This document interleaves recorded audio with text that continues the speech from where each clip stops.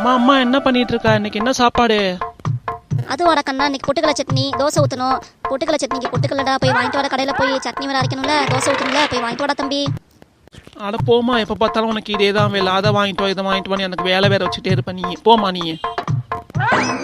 இப்போ நீ பொட்டுக்கடலையை வாங்கிட்டு வந்தா சட்னி அரைக்கணும். என்ன வெறும் தோசை சாப்பிட்டு போறியா? இருமா, வாங்கிட்டு வரேம்மா. இல்லைன்னா வெறும் தோசையை போட்டு எனக்கு அமுச்சு விட்ருவேன். பொட்டுக்கடலை 1 கிலோ போதுமா? வாங்கிட்டு வரட்டுமா?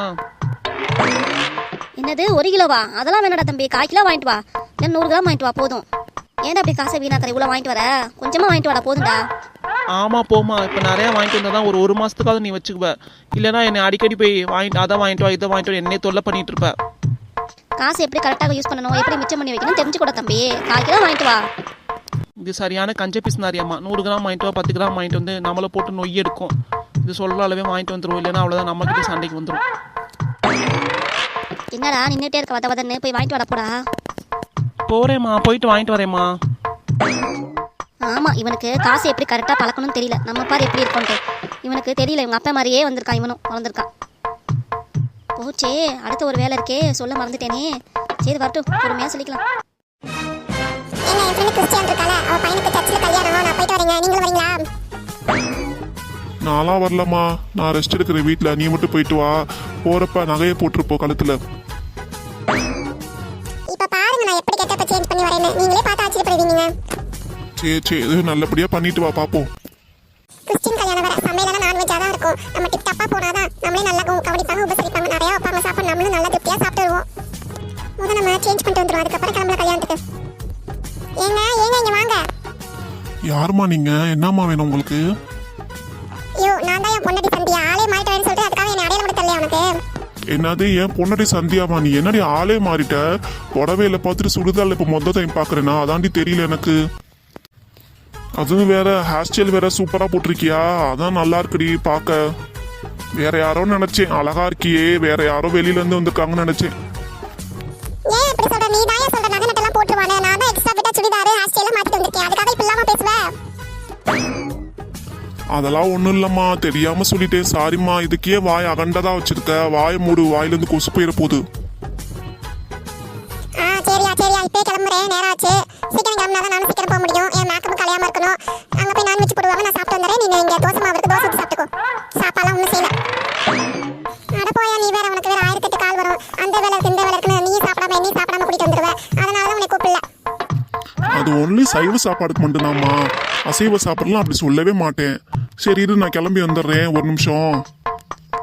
அதான் நீ உன்னைய கூட வரவேனா, பக்கத்து வீட்டு வாரி வசந்தியை கூப்பிட்டுருக்கேன், நான் அவ கூட போயிட்டு வந்துடுறேன்.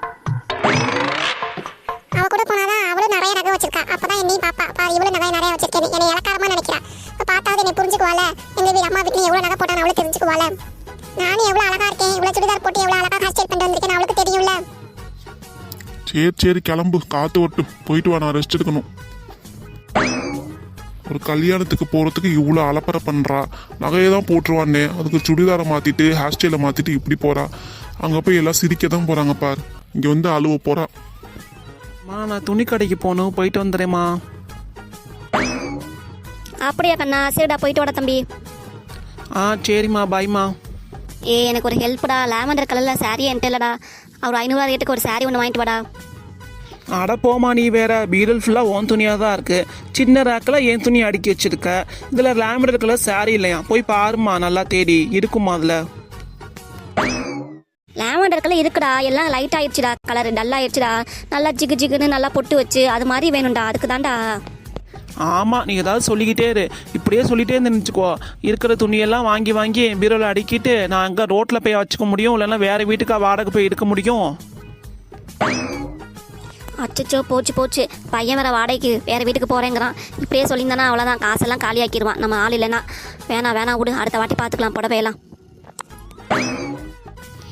கஞ்ச பிசினாரி அம்மா, என்ன நினச்சிட்டு இருக்க? மனசில் ஏதோ ஓடிட்டு இருக்கு போல. அதெல்லாம் ஒன்றும் இல்லை தம்பி, நீ ஜவுளி கடைக்கு போயிட்டு வா. வரும்போது கடுகு வாங்கிட்டு வாடா, தாளிக்க கடுகு இல்லைடா. ஏம்மா இப்படி கடுகு இல்லைன்னா கடுகு இல்லாமல் தாளிச்சு வைமா. அட போடா, நீ வேற. கடுகு இல்லாமல் தாளிச்சா சாப்பாடே நல்லா இருக்காதுடா. அது போட்டால் தானே நல்லா ருசியாக இருக்கும். ஆமாம், நீ போகிற சாப்பாட்டுக்கு ருசியாக இருந்தான்னா இது வேறு எதுவாக இருந்தான்னா சாப்பிட்றது நாங்கள் தானே பழிகாடு. சரி ஓகே, சரிம்மா, நான் கிளம்புறேம்மா, பைம்மா.